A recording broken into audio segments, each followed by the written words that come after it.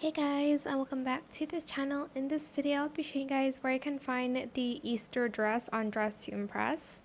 So I actually don't have it, but if you have it and you want to wear it, it is on this table right here. You're just going to select put on.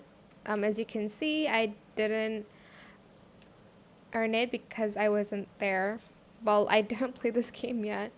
I played like I think early or late summer update if I'm not mistaken. But yeah, that's pretty much it. That is where you can find the Easter dress on Dress to Impress. I hope this tutorial was helpful for you guys. Don't forget to like, comment, share, and also subscribe to this channel if you haven't done that already. If you have any more questions, just leave it in the comment section down below. I'll try my best to answer them all for you guys. And if you found this video helpful, please click the thanks button as well. That is it for this video. Thank you so much for watching. Bye.